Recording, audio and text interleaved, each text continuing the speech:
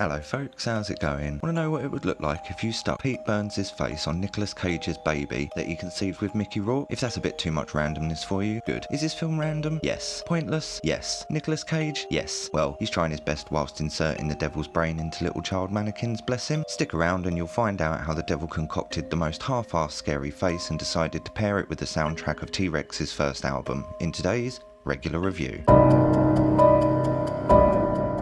First off, spoilers. I will be telling you the whole entire plot of this film. If you don't want to hear it, then I have a couple of other videos about 2010 horror films. You can check them out instead. You probably haven't seen them either, but they're 14 years old, and to be honest, you won't want to watch them anyway, so it wouldn't matter if I spoiled them for you. So, Longlegs is not only what some people have, but is also the name of today's film. Nicolas Cage does not only like long legs, but he also has a white face. Not as in he's a white person, which he is, don't get me wrong, but literally he paints his face white in this one. I saw this film in the cinema a few days ago, so I had no reference of a script as I actually wanted to try and watch it and didn't take any notes, so bear with me. I thought this would be a good one. Was it? Maybe, if you're into this weird kind of Satan film, but personally I wouldn't recommend it. The film starts off with some young girl in her house in 1970 venturing outside to talk to a homeless looking nutter dressed as a white devil, and he starts talking nonsense and screaming in the poor girl's face. Good old Nicky C. Always wanting to scream at someone, isn't he? Man, woman, child, it makes no difference to him. This child, it is implied, may be clairvoyant, and as a result, when she grows up, she seems to be appointed to try and solve a string of crimes involving murder-suicides with a group of different families. All of these crimes involve a father murdering his family before taking his own life. To be fair though, that just sounds like a basic all-American marriage to me. At each crime scene, a childish rambling of codes is found, signed off at the bottom with Longlegs. Lee Harker, the little girl, now turned FBI agent, quickly denotes the similarity of each of the families having a little girl that is 9 years old and is born on the 14th of any given month. All the murders happen within 6 days of their birthday, and when arranged in a calendar, it creates a symbolic, satanic,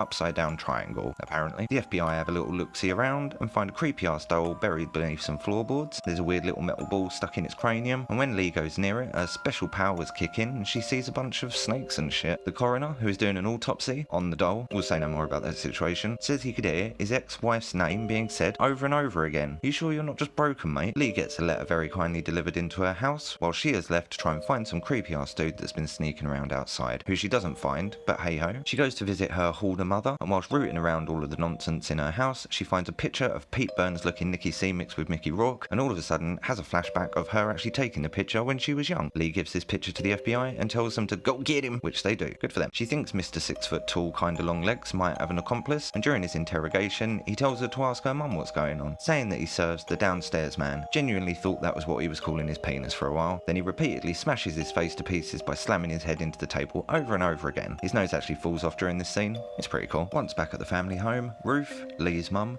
walks up alongside the car that Lee's shown up in and blows Lee's boss's head off with a shotgun twice, and then shoots the doll in the face that looks like her daughter, and this causes Lee to fall to the floor, all confused. It turns out, after a little chit chat with her mum, that Ruth has been Longlegs' accomplice all along. This turn of events came about at the beginning of the film when Lee was little. To spare her daughter's life, she agreed to help Nicky see in his weird exploits and basically be his bitch, whilst he lived in the basement of the family home making his creepy little fucking dolls. These dolls would then resemble the children of the certain families, and she would deliver these under the guise of them being presents from the church. Once in the home, the little devil brains inside these dolls would somehow control the family, eventually making the fathers murder the whole lot, and then himself. Lee gets a phone call saying she is late for Ruby's party. Oh yeah, Ruby is Lee's other boss's kid, and there is quite a funny scene earlier in the film when she was given the invitation to the party, where Ruby is like, "Do you want to come see my room?" And Lee is looking at her like, "No, why the fuck would I want to see a child's room, you little weirdo?" But she goes and sits in it anyway. She's very awkward during this scene, and while she thinks about her life choices, it just sort of made me laugh a little bit. She races round to Carter's house,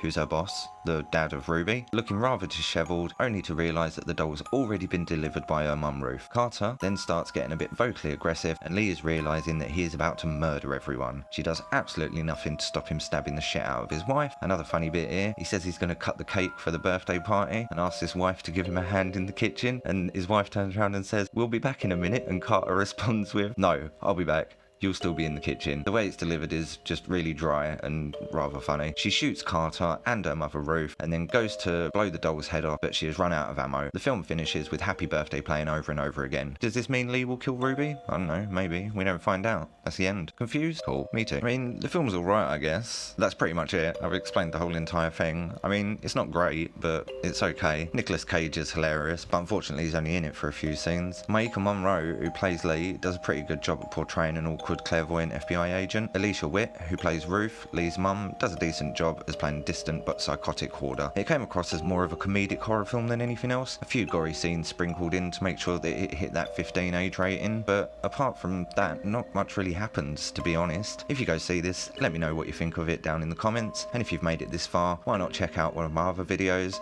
This one's about an animatronics engineer from the original film Reanimator that made a bloody awful indie film. It's worth a watch. Thanks for watching. Goodbye.